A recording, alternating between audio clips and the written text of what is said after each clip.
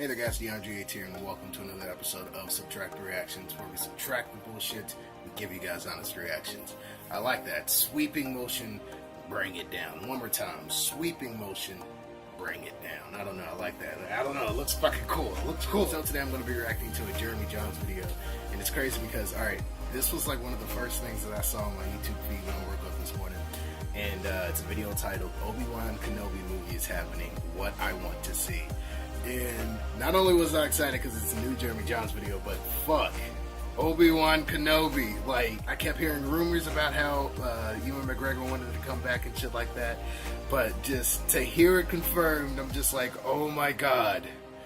Oh my fucking god. Like, this is gonna be so powerful for the fucking anthology films. Oh, like, you know, like, come on, they could do so much with this. They could do so much. They could do so much, but I wanna hear what Jeremy has to say first, and then I'll kind of give, you know, what I have to say, kind of spinning off of him and whatnot. So yeah. Oh god. Oh god. I'm sorry. Just like there's so much shit. There's so much shit that like I want to talk about. Alright, so an Obi-Wan Kenobi movie's coming out. I figure I should talk about that. I do want to give you my thoughts. I know I'm not wearing the Star Wars curtain cape, because I'm not really fanboying about this. The moment the trailer comes out, and if the trailer's awesome, yeah, bring on the curtain cape. For now, I have some concerns, I have some needs, I have some wants. Alright, I'm going to address them here. So in a world where a standalone spin-off Star Wars movie of Obi-Wan Kenobi is coming out, one of the things I want to see, and I already tweeted about this, I want to see Ewan McGregor back. Because Ewan McGregor as Obi-Wan Kenobi was one of the reasons prequel haters were like, oh yeah, he's good. Even when he's like killing younglings. Yeah. What the fuck is this shit? Ewan McGregor was good, he brought it, he committed, and he's the right age. Ewan McGregor in real life is about 10 years younger than Obi-Wan Kenobi is supposed to be in the original Star Wars movie, which is funny. That's me saying, yeah, Obi-Wan Kenobi is supposed to be in his mid-50s. He looks about 80. That's what living on a desert planet will do to you. It'll weather you, you'll look older. That's how I quantify it in my head anyway. At which point, you have to think to yourself, how old is Rey, really?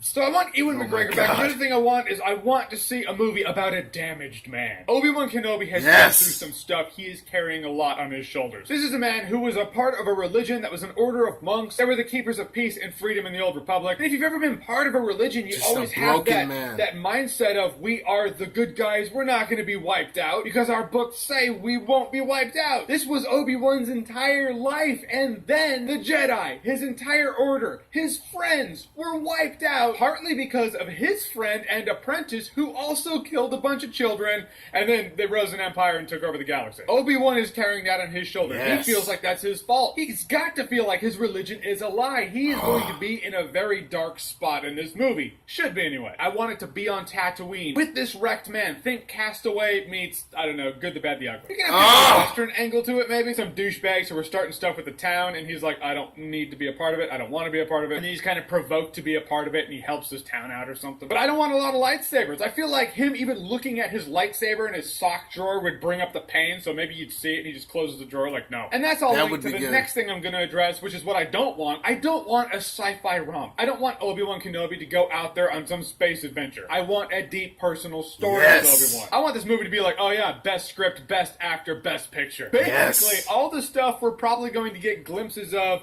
with Luke and his seclusion, I want illustrated with Obi-Wan. I do see potential for Obi-Wan to go out there on some sort of space something and have to go into possibly Imperial space, and he's like, if they find me, I am toast. Maybe that's where he learns the fate of Darth Vader, though I'm sure he knows Darth Vader's out there alive, but does he know he's bionic? I don't know. However, you can still get that on Tatooine, so just stay on Tatooine. Which means no merch. Don't make this a merch fest. Ever since Return of the Jedi, we've all kind of accepted the fact that Star Wars is three things. 33% space adventure, 33% fan service, 33% merch machine. That's just the way it is. And they integrated it fine with The Force Awakens, I felt. Now they have a new Furby in the new one, and people are kind of pissy about it, but in a world where you have George Lucas saying these movies are made for kids, I get they have to appeal to kids while hopefully appealing to the adults that grew up on Star Wars. But if you're just going to take one for the team and really make one that's not a murder machine, it's not meant for kids, make this one for adults. Just take a knee and be like, you know what guys, okay, here is an Obi-Wan Kenobi movie that your kids will probably be bored in. You can have an Obi-Wan Kenobi hot toy, sure, but generally speaking, I don't want a little sidekick character, I don't want a cartoon character. And I understand merchandise is a big part of how a movie makes its money back, which brings me to the next thing. thing, I would be so happy if I learned that this Obi-Wan Kenobi movie was the cheapest Star Wars yet. If you adjust for inflation, I'm sure it gets a little weird. Point is, don't make it some $300 million sci-fi fest. You see that fan trailer out there of Kenobi, the standalone Obi-Wan Kenobi movie trailer? It came out a while ago, but you look at that, you're like, oh yeah, that's totally the tone I want. And it would not be expensive to make. And if you keep the budget reined in and make it a personal story, you don't need the merch to make the money back. This is the checklist right there. I feel like that's a pretty reasonable checklist. I feel like they could do it. Will Disney do it? I don't know. Disney's kind of set a pattern at this point to be like, nah, I'd like big sci-fi adventures with side characters and merch machine. And I am down for rolling with that in a lot of Star Wars movies. Any of the core movies, I know how it is. I get it. But for this one, I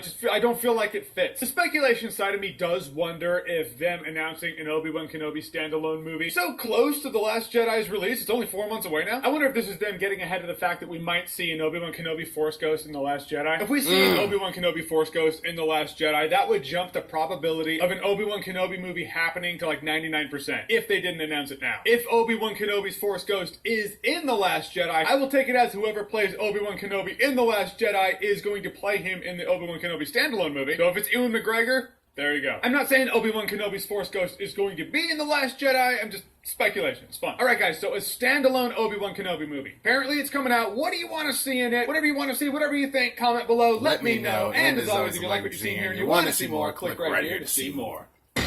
Oh!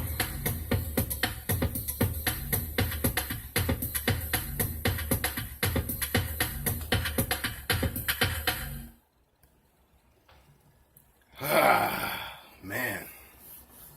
Alright. So, going off of the trails of what he really said, I love that whole checklist idea that he threw at us. Specifically with the grounded story, that's something that I think Hollywood is kind of starting to figure out. It's working with a lot of characters, you know what I mean? Look at Wonder Woman, that's a grounded story. Logan, that's another grounded story. John Wick, that's another grounded story. All the Batman movies, come on now, like, they're the focus characters of the whole film, you know what I mean? Like, the entire story revolves around them, and that's something I would definitely love to see in this Obi-Wan Kenobi movie. It would make sense, as it would make sense with the Han Solo movie we're supposed to be getting.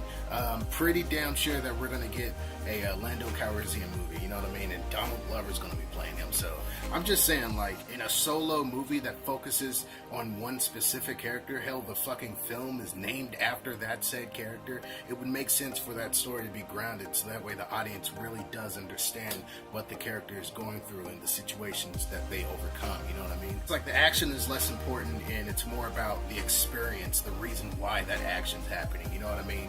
It's like, in a world where, you know, explosions and visuals are so amazing, it's good to have, you know, depth behind those explosions, depth behind those visuals, specific reasons why we're seeing those things, you know what I mean? So when you throw a story behind all of that, like Metal Gear Solid is a fantastic game series, and every game, the graphics and the mechanics, they got better and better. Eventually it got to the point to where you could start controlling the camera, you know what I mean? Because the first and second game, you couldn't do that.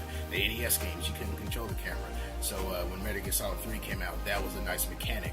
The action in that series got better, but there was a reason why all of that shit was happening. There was a reason why you ran into these crazy ass characters like the End and the Sorrow and people like that. Ogun, that whole fucking boss fight, you know what I mean? The Shagohod, Eva, like she's fucking amazing. That motorcycle and shit, like all of that stuff is so fucking cool and so fucking dope. But the story behind it all, the story, the reason why all of those elements are coming together, that's what makes for a beautiful fucking film, you know what I mean? Once again, I'll say it, I know I sound like a broken record. You want to have beautiful visuals and a good story to back up those said beautiful visuals. Which goes to another thing. I agree with him not wanting to really kind of reach out there and make an entire fucking space grand adventure, you know what I mean, which Star Wars usually is. It kind of exists in that realm of point A to B to C, you know what I mean? Like the characters are always having to move from one location to another, which makes sense when you're dealing with a war, Star Wars. You can't stay in one specific spot for too long or the enemy's gonna find us, you know what I mean? It's gonna be a horde of enemies and we're in like this small little shack.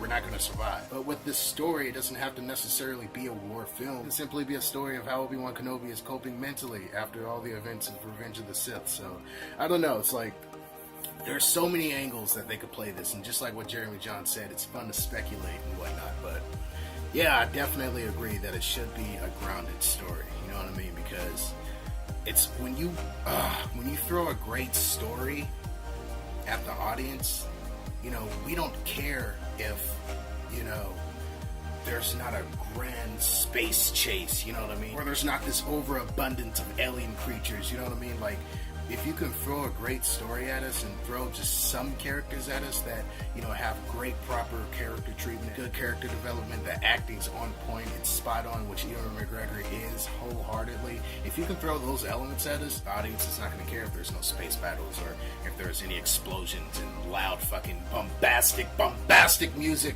because we're going to be so focused on these characters that we are falling in love with on the screen, you know what I mean? Through dialogue scenes, through quirks that they have, you know what I mean? Obi-Wan Kenobi can run into all these characters and see how they've been affected by Order 66, you know what I mean? And just see all of these terrible fucking atrocities that's beginning to happen, and it can really start to affect them, you know? And we can really start seeing that, which that could be the catalyst for him to want to do something, you know what I mean? And so maybe he's staying in the shadows and kind of being like, I'm sorry, this is such a nerdy ass reference. Solid Snake and Otacon, how they disbanded from the fucking government and kind of went and did their own thing, trying to take out Metal Gears and shit like that. Just, Metal Gears exist, Otacon.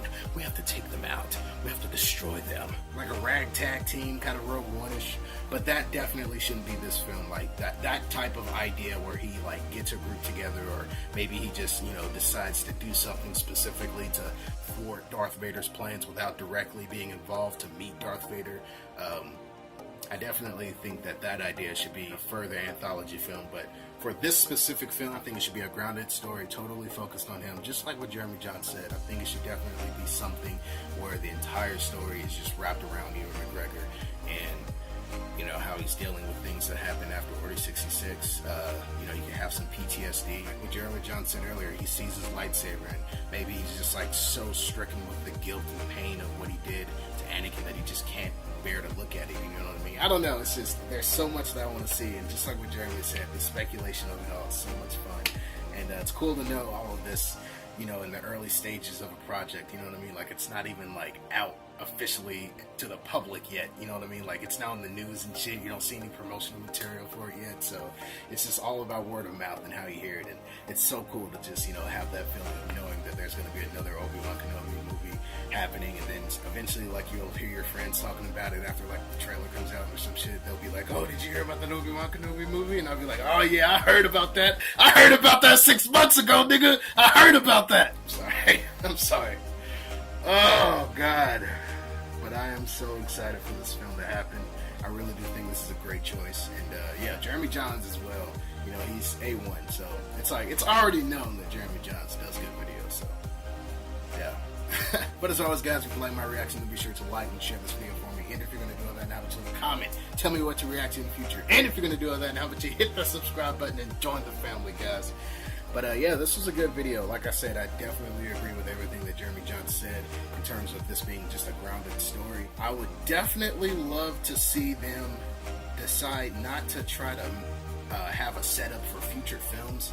Just focus on making a good movie, you know what I mean? Focus on throwing a good story out there, and don't try to, you know, set something up. Even if you do a good job of setting up future films, there's just something about, you know, making just a great contained film that just feels so satisfying. You know, with Christopher Nolan, you know, when Batman Begins came out, he said that he wasn't really working on making a film that was setting up sequels. You know, even with that ending of there being a Joker, he was just kind of making this great self-contained story. And I always feel that with his films, even if they're not connected or if they're loosely connected, the story that he throws at us is just so well self-contained. And so that's what I hope that they do with this Obi-Wan Kenobi movie. Don't focus on making a, you know, trilogy or a series. Just focus on making a great film. Focus on making a great story. If you do that, and if it's self-contained, fans are going to know that Star Wars is serious about making some emotional ass movies, and so they're definitely going to come back for that sequel, you know what I mean? And like Jeremy Jahns said, take that L, man. And it's not really an L of being serious instead of catering to the kids, you know what I mean? The kids grow up. The kids will eventually grow up, you know what I mean? Look at me. I was a kid and I loved Star Wars. I loved Star Wars growing up, but as I get older, I want the characters that I grew with and the role models that I have to mature in age, you know what I mean? Because that's what happens in life. People change. Things that we would do 10 years ago, maybe we don't do today. Maybe we do things today that we wouldn't have done 10 years ago, you know what I mean? So it's good to see characters mature, which is also why, and this is a random ass tangent, I think Adult Swim needs to have their own channel. They need to take over TBS, because I know that the people that did regular show are doing a show that's on TBS that is basically regular show, except all the characters are human and it's fucking adult and shit like that. I definitely love that idea. But Adult Swim, take over TBS, man. Take over TBS. Have the Adult Swim channel, and guess what? All those cartoons that you all did years and years and years ago, you can make them relevant again, except in mature settings. Look at Samurai Jack. That was a fucking fantastic choice to do a season 5. I loved it. Fans love that shit, and you closed out the series. You ended it. You gave it a proper ending. Come on, man. Do it with all your other cartoons. Steven Universe, when that series starts getting too mature for kids, or if it's something to where it doesn't work with your time slots anymore, move it over to Adult Swim, and then you can give it mature vibes and mature themes, you know what I mean? You can do so much shit like that. And you can bring ideas to the table that you've always wanted to do for the show, but you never could because maybe it was too mature for the audience at the time, you know what I mean? But guess what, man? Guess what? All those kids that grew up on Dexter and all the cartoons that you're showing on Boomerang and shit like that, we're adults now, you know what I mean? It's people like me, people that are older now, and like, we're still nerdy as fuck. We still got posters and shit around us, and we talk about nerdy ass things like Star Wars, you know what I mean? We're still kids on the inside, we're just older on the outside, and with that comes maturity. The cartoons should be allowed to mature as well, so give them what they need. Give them a whole fucking channel to do that. And guess what? With that primetime slot that Adult Swim shows on Cartoon Network currently, you can throw Boomerang on that primetime slot. So guess what? Now the kids that are still watching Cartoon Network get to see the old cartoons on Boomerang. So damn, you got a whole fucking thing right there. Guess what? Cartoon Network and Boomerang is on one channel, and you got Adult Swim having their own fucking channel. TBS is now Adult Swim. I guarantee you that'd be a cool ass idea. Conan O'Brien, come on, man. Conan O'Brien. Please tell me you'd be willing to do a show on Adult Swim. Come on now. Like Eric Andre, they're doing some shit like that. You could do a collaboration with Eric Andre. There's so much that television could do. There's so much that network cable television could do. And I have so many fucking ideas. But I'm going to end this video because if not, I'm just going to keep going on all these other tangents that I think could fix television. And internet shit and net neutrality. Oh my god, don't even get me started. I gotta end this video. I'll talk to you guys later, man. I'm also thinking about getting into like some Netflix/Hulu reactions. I don't know, that'd be pretty cool. I love to just like sit down with you guys because there's so much shit that I haven't seen that I would love to see, that people like have been commenting, telling me to watch and shit like that. So I'd love to just sit down and binge like a whole season of something. And I don't know, I want to start getting into that. So that could happen in the future. But I'll talk to you guys later, man. And yeah, peace!